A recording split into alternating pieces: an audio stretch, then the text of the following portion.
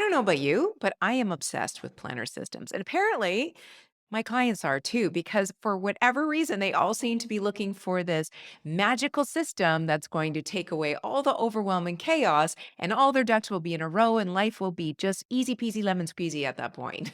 I always hate to burst their bubble, but that's just not the case. There's not a planner system on this planet that's going to help you resolve your overwhelming chaos until you stop overcommitting yourself. In reality, a planner can only help you plan the time that you have. But if you're constantly overextending yourself, you can't plan time that you don't have. Now, with that said, a good planner can help you really map out what's important, what you need to get done, and how much time you have to do it. And that's why today I am reviewing the Panda Planner by Rocketbook. This is not sponsored, but it would be really nice if it was. I just really like it, and I love the system inside. It takes you through a 90-day process of breaking down what you want out of life, what's most important, prioritizing it that way, and then breaking it down step by step, week over week. I found this incredibly helpful, and also their weekly and daily layouts just for day to day note taking is fantastic as well. Now, I use this and I use Notion because your girl needs a lot of support. But if you only want one system, I'd highly recommend giving this a whirl. It's fantastic. So, on that note, let's jump into the planner. So, I've had this puppy for a month now, but today I want to take you through the whole thing because today is October 2nd. We're in the last quarter of the month. This planner is based on a quarterly format. So, it's only this big. It doesn't have that many pages in it, but it's just enough for a 90-day plan and strategy. So I'm going to show you how I use this. The very first page is just like a year spread. So you can write down any events that you have coming out over the year.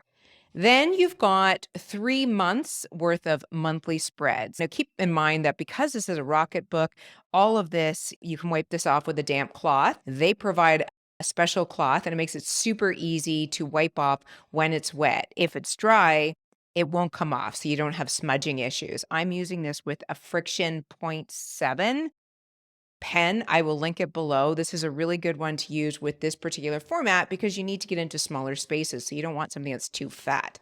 And the writing quality, if you are somebody who's a bit of a pen snob, do not worry. Worry not. These are amazing. And this does not feel weird writing on at all.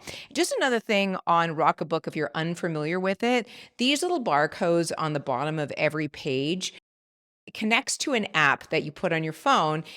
You can create whatever you want on these pages, and then you hover your phone over with the app, and it will upload whatever information is on that page, and it will send it wherever you want it to go, whether that's your inbox, a Google Drive, Evernote. There's several different destinations you can take all of this information. But to be quite honest, I don't often upload it. I just use this as a regular planner. And I love that I can just wipe it down and I constantly make errors as I'm going through this. So it's really easy to correct them. So, like I said, here's a 3 month spread that you can look at that month view and just plan out big things that need to get done. And again, if you want to store this, you can. Now, coming into this process. So, as a certified coach, I'm going to tell you, and also as somebody with ADHD who struggles to take big goals and chunk them down into tangible action, I love this format. You only have to do it once, but it's powerful. So I will walk you through this whole process. If you don't want to hear this goal setting process, you can just skip to the next part. So at this point, the planner asks for you to just jot down anything that you want, either in this quarter, year, or lifetime. And it's all based on these quadrants of health and fitness, relationship, family, friends, personal development and achievement, and finances. So I just wrote down whatever came to mind for me, which is some trips, some RV adventures. I am currently obsessed with RVs. I've never been in one. Well, I've walked through one, but I've never spent any time in one and I never owned one. So I'm really anxious to actually explore this more and see if it's for us as a family. If it's not, then I'll just kind of let it go. But right now, I am just on a rabbit hole tangent on RVs. I want to finish an advanced coaching course that I'm doing right now. I want to relaunch my program, Distraction to Action. Right now, I'm doing it live, but I want to launch the recorded version of it in mid-October. So that's a huge goal for me right now. I'm phasing out gluten dairy because I just found out I have an autoimmune disorder. So I have to make some dietary adjustments. And I want to show you how I systematize something like this because this is actually a really big deal. Even though I don't eat a lot of gluten and dairy, it's a big deal to do this. So you need systems to set up a process for change. And then I want to create some funnels in my business and meet my revenue target goal for Q4. So these are my everything goals. And then I ask you, based on all of this brainstorming, what is your highest priority to lowest priority? So for me, it's finishing my current live distraction action program, then launching the on demand version, then booking some Airbnbs for trips next year, then going to an RV show, and then determining where to go for a week if we wanted to rent an RV, if that's what we decide to do. So from there, that process of prioritizing was important because I know that finishing my live program is where the majority of my energy needs to go until mid October when this is done. And then I can really focus on promoting this. So over here, it asks you to narrow down your priorities to maximum 3 goals. I recommend no more than 1 goal if it's a big one, but I wanted to pick 3 and no more than 3 because they balance out my life well. So completing distraction action and launching the on-demand program is my first goal. Renting the RV and trying it for a few days, that's my second goal. And then my third goal is to remove gluten from my house. So I'm saying that specifically because I don't know if I'm going to be 100% gluten free within this quarter. I don't know how hard that's going to be. So I want to set up really tangible expectations.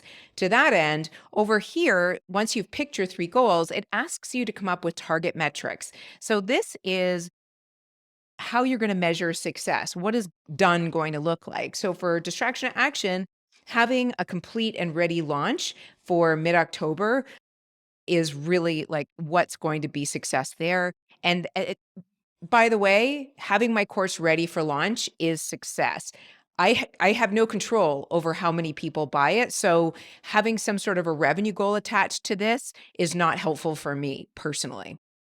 Renting an RV, if we pick a rig to rent by the 10th of October, I'll call that a success. Or maybe we decide we don't want to do it after all, in which case that's fine too. Removing gluten from my house is my goal, and having everything flagged in the kitchen by October 15th is what I would consider success. So when I say remove, I'm not actually going to throw out any food because my husband still eats gluten, but I want to have a system for organizing the food in our pantry and fridge so that visually when I open the door and I'm hungry and I'm not remembering in the moment that I'm trying to be gluten free, it's going to look really super obvious to me. And that's going to be a system for success for me. Now, the system asks you to break down milestones. Now, I think this is really important for all of us. So, for distraction action, my milestones will be finishing scripts and slides for the recorded program, recording and editing those modules, finishing my workbook, taking in feedback from the live group and setting a launch plan and a way for people to buy the product that's going to be the milestones, and I want this all done by mid-October. So the next one is on the RV front, confirming the right rig for us and a date to actually rent one, and then picking a location and one backup location. So if we get to one campsite or beach or whatever and we decide it's not for us, trying something a little bit different so that we can rule out the fact that we just didn't pick a bad spot and had a bad experience. Then do we just need to pack and head out? So that's pretty much all I need to do with that. And then for the gluten-free initiative, I just want to, when I say purge, I mean like organize things in the fridge, as I mentioned, and in the pantry and freezer. So it's very clear to me what has gluten in it that I need to avoid. And then I might want to have one more pickle pizza. There's a place here in Austin, by the way, that serves pickle pizza. I think it's called 40 North. It is the best pizza I've ever eaten in my entire life. So whether or not you like pickles, need to go try that pizza because it is amazing and they make a lot of interesting ones, but the pickled one with this sort of like dill, oh, is so good. So I might need to try that before I go gluten-free completely. So that's a milestone. And then it asks you to identify key habits that will keep you on track. This is so important, especially if you have ADHD, because you might even get down to this point and then forget in your day to day life about following through. So, setting up a system is really important. And this is asking you to do that. So, I'm going to keep talking about my program, Distraction Action, here and on my other social medias and on my email list because if I talk about it, I need to follow through on it because this program is actually about follow through for those of us who are highly distractible. So if I'm not walking my own talk, then I'm not in integrity. So integrity is very important to me. So I need to keep talking about this. And then in terms of getting it out the door, I want to just schedule 2 hours per weekday to work on it. So 10 hours a week minimum. So over here, it then asks you to break that whole system of milestones into a roadmap. And I really like this idea because it asks you to go week by week to really think through, well, what are you going to do at each week to make sure that these things happen? So here, I've just beside each week, I've written down the actual date, and then I've got finished modules, launch plan, finalize funnels, finish the live program. I'm not going to go through all of these, but you get the idea. It really forces you to think through what it is you want to do at every stage of this goal. And then for the rest of the year, I'm just working on promoting that program. And then in terms of the RV, it's deciding on the rig, getting a campground, packing and planning, hitting the road, and then recovering because who knows how that's going to be with 3 rescue dogs, and figuring out next steps. Did we like the experience? Do we want to keep looking at buying one or do we want to ditch the idea? Well, it's not a we, it's my idea. I am, as I mentioned, obsessed. So, and then in the gluten free thing, it's like 1 week is getting my fridge organized, 1 week pantry organized. So I'm not overwhelming myself. And then I've got like, just try a new recipe for dinner once a week. And I think that that's a great way for me to ease my way in to this whole program. Then over here, it asks you to identify obstacles, which is also great and something that we don't usually do. So I've listed out here that I think for me personally, from an external obstacle, it's definitely when we're going to restaurants, especially that pizza restaurant. What am I going to do now? Because I usually eat my husband's crusts. I won't be able to eat those anymore. And if he orders food that I find tempting, it's going to be really tough for me to follow through. In the distraction action program, these are actually internal obstacles, but I had them up here. Getting to 80% and then pooping out. This is something I do very often. And if you have ADHD, you might resonate with this. You work really hard on a project, you get it to 80%, and then it just never gets finished. You ditch it and you're on to the next thing. That is something to do with your motivation and interest dropping, like the dopamine release around that project kind of just stops there, and then you have no motivation to finish. So as I continue to talk about this, I know that I'm going to be on the hook to get this to 100%. And then the other thing I'm thinking is, will I want to do this again live or will I only want to do it on demand? And then with the RV, obstacles are probably finding the right rig and then weather and dog issues, because those are things we can't really control. And then under internal obstacles, I've got losing motivation on the gluten free front and also forgetting. That's a big thing for me. So that's why I need to set up systems in my house that will support me, as I know I will not always remember what I'm doing. And then for the RV thing, I think my biggest internal obstacle will be putting it off, as it's not urgent or important. It's fun, it's joyful, it's play, but it's not urgent or important. And I have a tendency to put fun on the back burner. So I literally need to schedule it in, or it's not going to happen. I'm not proud of saying that. So then there's this if then routine. So thinking about these obstacles, if these things come up, what are you going to do about them? So for the gluten free piece, I need systems for grocery shopping. I need to ask my husband for support. And I need to keep talking about distraction action to make it real. So I found this process extremely helpful. Now, over here, it goes into motivations. Now, I work with my clients a lot on this, and I didn't think something like this would be helpful in a written format because I have a tendency to not follow rules and be like, yeah, I'll do this.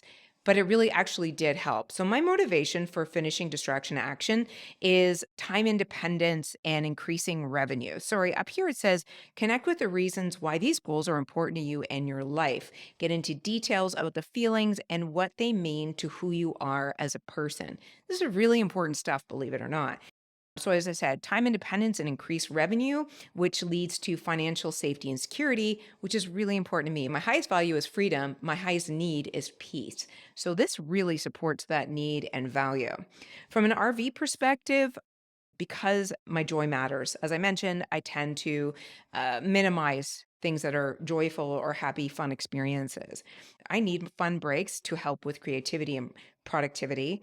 And I need this experience in order to know what the next step is. Like I said, I'm going down a rabbit hole, watching all the YouTube videos, recording all the podcasts, and that's great. It's a great way to spend time. And I'm not, you know, taking impulsive moves to buy things before I'm ready. But at the same time, I would really like to actually take action on this to decide whether or not it's right for us.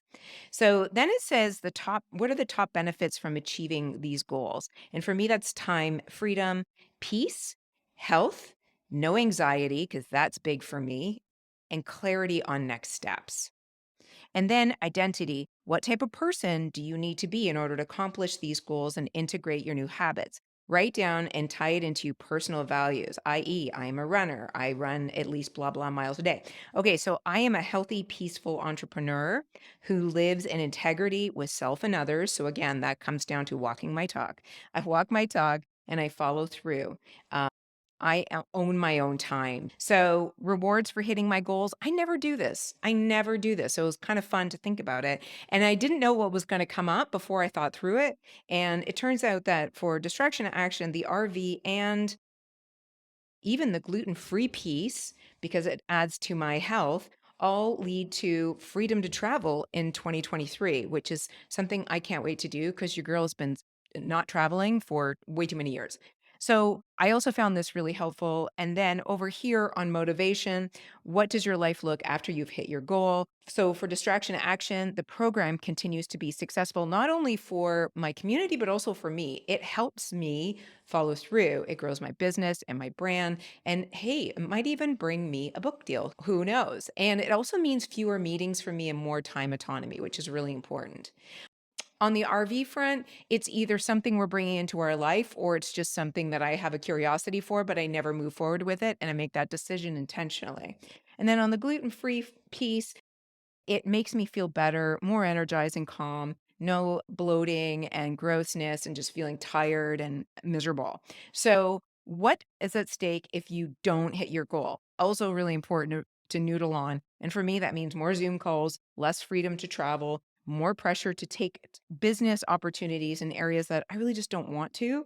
And it's also going to mean that I'm spinning my wheels on the RV front and I will feel like poop all the time. And I don't want to feel that way. So then they have like this little commitment thing here. This doesn't really resonate with me, but I signed and dated it anyway. So that is the whole goal setting process. And what I can do is scan all of these so that I can have this in digital format because on my day to day, I do like to plan in Notion. I just find it a little bit more mm, easy to work with, but I found this was super helpful. And then it starts with spreading out the weeks, right? So you start with, my first week in October. These are wins from last week, lessons learned, and things that, I want to do to make the week great and just things that I have to do and a weekly schedule underneath. And then there's one, two, three, four of these weekly spreads. So you plan out your week at the top of the week. And then once you've got your week spread done, then you can start planning out your actual day. And I love the day plan. I've been using this for a month now. Things I'm grateful for, things I'm excited about, wins, how will I improve, exercise, focus, affirmations, priorities, schedule. I just think this is like rock solid. And I love the fact that I can wipe things off when I, make mistakes. It is super easy to write with this thing. I love this pen. And I just find it to be a very useful planner. And then this has got like, I think 2 weeks of a day layout. And then at the back, there's just white paper for notes, which I also like. And this is how thick this is. And it's so light and you can bring it everywhere with you rather than these big, fat, ginormous planners. So between Notion and the Rocketbook Panda Planner, my life is set for the next 90 days. I really love this thing and I highly, highly recommend it.